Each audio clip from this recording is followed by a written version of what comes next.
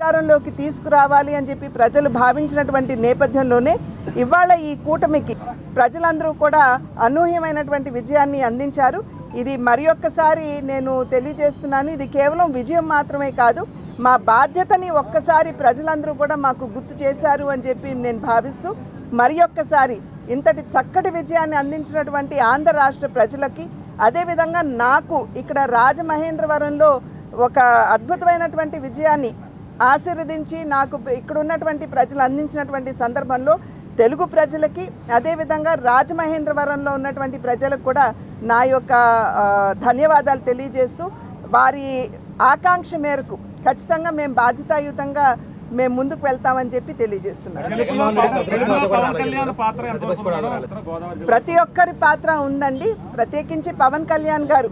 మరి మన అందరికీ తెలుసు, వారు కొన్ని సీట్లు తగ్గించుకోవటం కావచ్చు, ఈ కూటమిని కొహెసివ్గా ముందుకు తీసుకువెళ్ళాలి అనేటువంటి భావనలో వారు ఒకంత తగ్గినా పర్వాలేదు అనేటువంటి భావనతోటి ఏదైతే వారు ముందుకు వెళ్ళారో వారికి నేను ధన్యవాదాలు తెలియజేస్తున్నాను.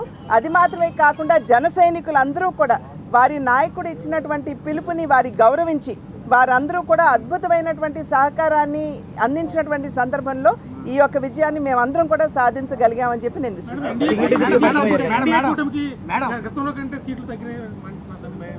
సీట్లు తగ్గొచ్చు, కానీ మా యొక్క భావన కావచ్చు, మా యొక్క లక్ష్యం కావచ్చు, ఎటు కూడా మార్పు లేదండి. ఖచ్చితంగా కూటమిలో, ఎన్డీఏ కూటమిలో ఉన్నటువంటి వారు ఇప్పుడు మేము ఆల్రెడీ హాఫ్ మార్క్ దాటాము. మేము కూటమిగా దాటినటువంటి సందర్భంలో ఏ విధంగా ఇంతకు ముందు దేశ సేవకి అంకితం అవుతూ ముందుకు వెళ్ళగలిగాము, అదేవిధంగా ఇప్పుడు ముందుకు వెళ్తాము. అయితే కొన్ని నిర్ణయాల్లో ఎన్డీఏ కూటమి భాగస్వాములు ఎవరైతే ఉన్నారో వారి సహకారం ఖచ్చితంగా మాకు అవసరం అవుతుంది. వారి సహకారాన్ని తీసుకుంటూ మేము ముందుకు వెళ్ళగలుగుతాం అని చెప్పేటువంటి విశ్వాసం మాకు ఉంది. విమర్శ ఏముందండి, విమర్శ ఏముంది, ఇది ప్రజల తీర్పు, ఇది అది వారు యాక్సెప్ట్ చేయాలి. మేమే విధంగా ఈ యొక్క విజయాన్ని ప్రజలు ఇచ్చినటువంటి తీర్పుగా మేము భావిస్తున్నాము.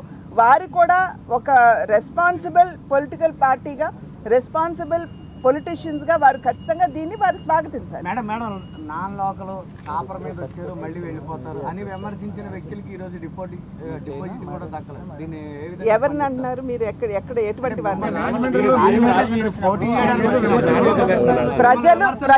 ప్రజలు తీర్పు ఇచ్చారండి, నమ్మకంతో విశ్వాసంతో ఒక తీర్పు ఇచ్చారు. ఆ తీర్పుకి అనుగుణంగా మేము బాధ్యతాయుతంగా వ్యవహరించవలసినటువంటి బాధ్యత మా మీద ఉంది. ఆ ఇచ్చినటువంటి తీర్పుకి ఏదైతే ప్రజలు ఆశీర్వదించి మాకు ఇచ్చారో ఆ బాధ్యతని గుర్తించి మేము ముందుకు వెళ్తామని చెప్పి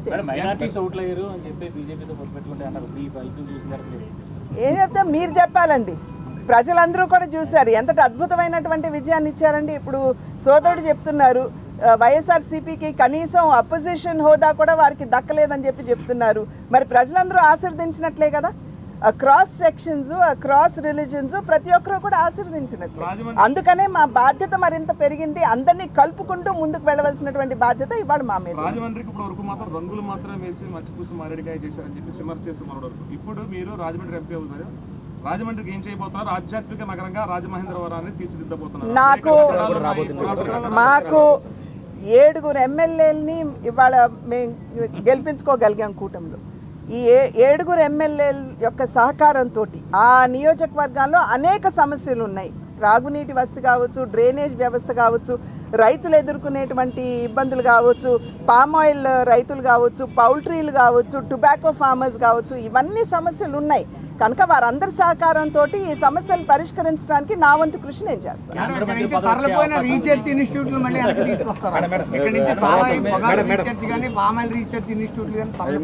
నేను అదే చెప్పాను కదండి, వారందరి సహకారంతో నేను డెఫినెట్ గా నా వంతు కృషి నేను చేస్తాను.